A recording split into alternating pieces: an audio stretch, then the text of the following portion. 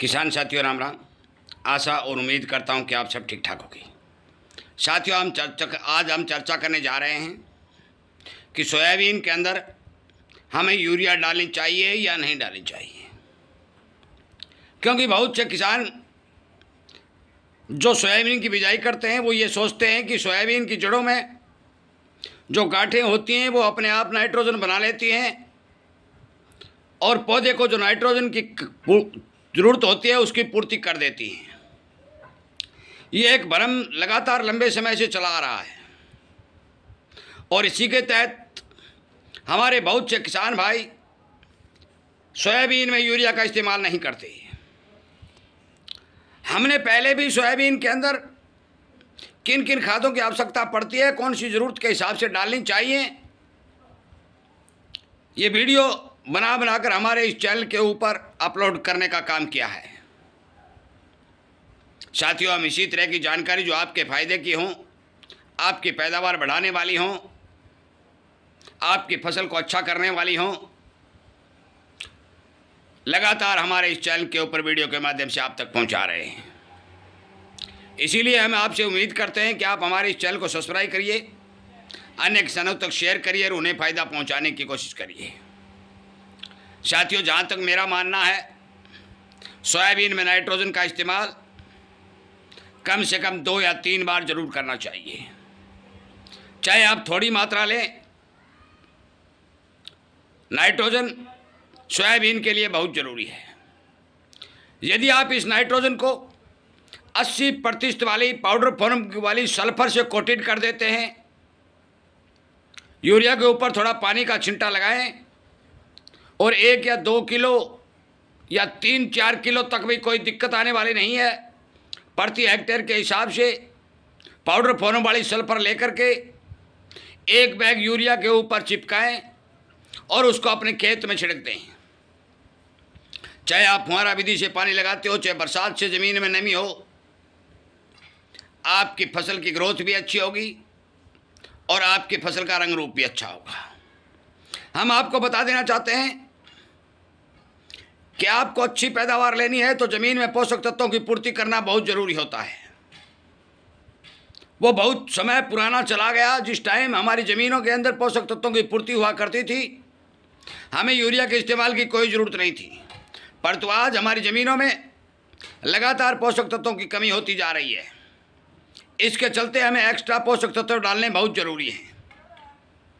फाल के समय यदि आप नाइट्रोजन का प्रयोग सोयाबीन में करते हैं और 1 बैग प्रति हेक्टेयर के हिसाब से करते हैं तो आपका दाना बड़ा होता है, मोटा होता है, फाल जल्दी बनता है और आपका उत्पादन बढ़ता है।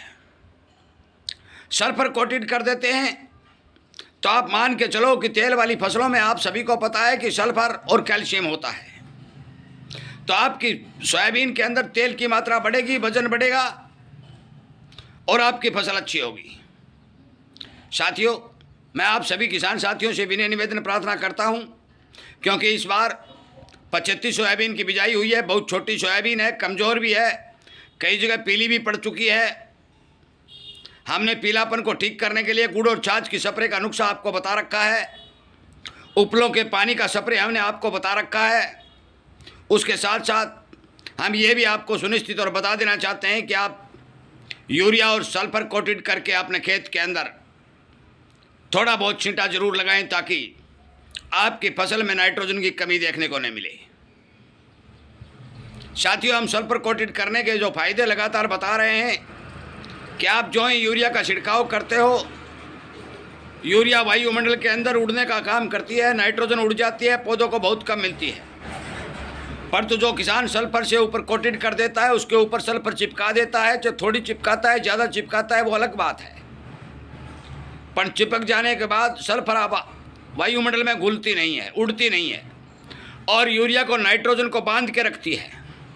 जो ही नमी की संपर्क में यूरिया का दाना आता है तो नाइट्रोजन ज़मीन के अंदर चली जाती है और आपको पूरा का पूरा नाइट्रोजन प्राप्त होता है। 1 बैग का जो 23 किलो नाइट्रोजन आपको मिलना चाहिए, वो 23 का 23 किलो आपकी ज़मीन में जाता है। यदि आप सल्फर से कोटेड नहीं करेंगे तो आधे से ज़्यादा यूरिया उड़ जाएगा, नाइट्रोजन उड़ जाएगा और आपका नुकसान हो जाएगा। यदि आप 5 बैग यूरिया डालते हो, उसकी जगह यदि सल्फर कोटेड करके 1 बैग यूरिया डाल दोगे तो आपके नाइट्रोजन की पूर्ति हो जाएगी। ये वीडियो हमने समझाने के तौर पर बहुत पहले आपको हमारे इस चैनल के ऊपर अपलोड करके रखा है। मैं सभी मेरे किसान मित्रों साथियों जो सोयाबीन की खेती करते हैं उन्हें आगाह करता हुआ आपको ये बात बता देना चाहता हूँ कि आज मौके के ऊपर आपके खेतों में जो सोयाबीन खड़ी है और जहाँ बरसातें हो रही हैं, ज़मीन में नमी है, उस सोयाबीन के अंदर 1 बैग प्रति हेक्टेयर नाइट्रोजन यूरिया और 5 किलो 80% वाली सल्फर जो पाउडर फॉर्म में आती है, बालू रेत के समान उसका रंग होता है। यूरिया पर थोड़ा छींटा पानी का लगाएं, उसके ऊपर चिपकाएं और अपने खेत में छिड़क दें। आपको अच्छा फायदा होगा, आपकी फसल की ग्रोथ अच्छी बनेगी। जहाँ सोयाबीन में पीलापन दिखाई दे रहा है वहाँ गुड़ और छाछ की स्प्रे करें। डोज हमने वीडियो में अलग अलग जगह बता रखी है, वो डोज ले लें, आपकी फसल का रंग सुंदर बन जाएगा।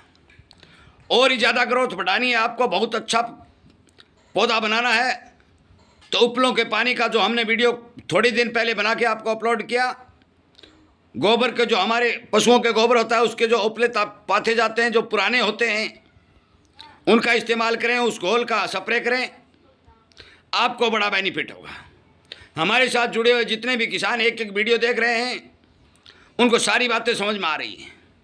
हम पहले वीडियो बना देते हैं, उसके बाद में दूसरे तीसरे वीडियो में वो जानकारी देते हैं। आप उपलों वाला, गुड़ छाछ वाला, यूरिया कोटेड सल्फर वाला, सोयाबीन में यूरिया डालने के फायदे नुकसान वाला अनेक तरह के वीडियो हमारे इस चैनल के ऊपर आपको मिलेंगे। आप सुन सकते हैं, समझ सकते हैं और अपने खेतों में काम कर सकते हैं।